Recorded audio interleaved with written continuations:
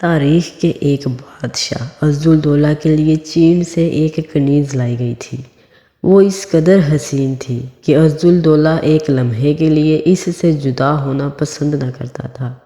یا تو یہ حالت تھی کہ سلطنت کے مختلف حصوں سے سدھا عرضیاں اور مراسلے روزانہ موصول ہوتے تھے اور وہ اسی روز ان سب کا جواب لکھوا دیتا تھا اور ہر ایک پر اپنے ہاتھ سے دستخط کرتا تھا۔ یا یہ عالم ہوا کہ دفتر کے دفتر جمع ہونے لگے، مگر بادشاہ کو کنیز کے سوا کسی چیز کی سدھ بدھ نہ رہی، نہ کسی عرضی کا جواب، نہ دستخط، نہ دربار۔ امور سلطنت کے تمام کاروبار کی طرف سے اس نے آنکھ بند کر لی۔ جب بادشاہ کی غفلت حد سے گزر گئی تو لوگوں میں چہمگوئیاں ہونے لگیں۔ بادشاہ کو بھی احساس ہوا کہ یہ ساری خرابیاں اس کنیز کے سبب پیدا ہوئی ہیں۔ ایک دن غصہ آیا تو حرم سرا کے محافظ خاص شکر کو حکم دیا کہ اس کو لے جاؤ اور دجلہ میں پھینک آؤ۔ شکر نے سوچا کہ بادشاہ نے غصے میں ایسا حکم دیا ہے، کل ضرور پچھتائے گا، اور جب کنیز کو زندہ نہ پائے گا تو میری جان کی خیر نہیں۔ یہ سوچ کر اس نے کنیز کو ایک علیحدہ مکان میں لے جا کر چھپا دیا اور دوسرے دن امیر کی خدمت میں عرض کر دی، حضور کے حکم کے مطابق اسے دریا میں پھینک آیا ہوں۔ چند روز گزرنے پر عزالدولہ کو کنیز کی یاد ستانے لگی۔ اپنے کیے پر پچھتایا اور بے چین ہو کر چلاتا، یہ میں نے کیا کیا؟ اپنے پاؤں پر آپ کلہاڑی مار لی۔ ایک دن اپنے مصاحبوں کے ساتھ مجلس عیش میں بیٹھا تھا کہ اتنے میں شکر ادھر آ نکلا۔ اس پر نظر پڑی تھی کہ دل کے زخم ہرے ہوئے چینی کنیز کی یاد دل میں چٹکیاں لینے لگی۔ غم و غصے سے بے قابو ہو کر بولا، کیوں او بدبخت سنگ دل، تو نے کس دل سے اس نازنین کو پانی کی راہ میں مٹی میں ملا دیا؟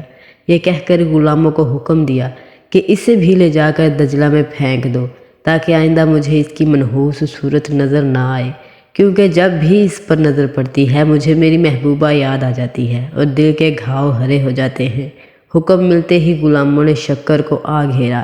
جب شکر نے دیکھا کہ اب جان کی خیر نظر نہیں آتی، 2 قدم باہر کی طرف اور بڑھے تو کوئی غلام اس کی بات نہ مانے گا، چلا کر بولا، حضور جان کی امان پاؤں تو مردہ کنیز کو زندگی کی حالت میں سامنے لے آؤں۔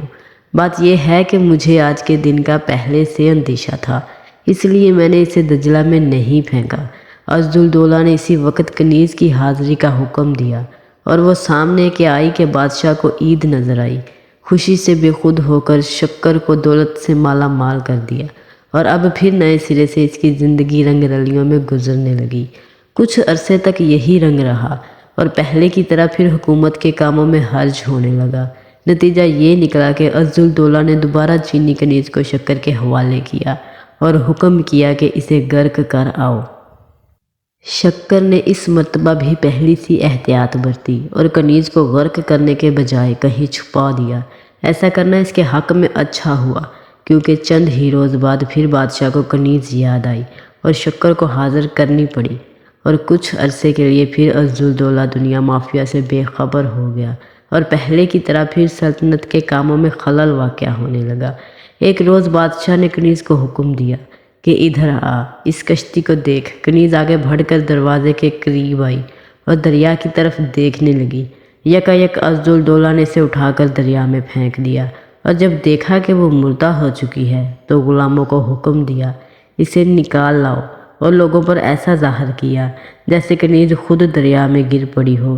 چنانچہ کئی دن تک اس نے کنیز کا سوگ منایا اور اس کی یاد میں بے تاب رہا۔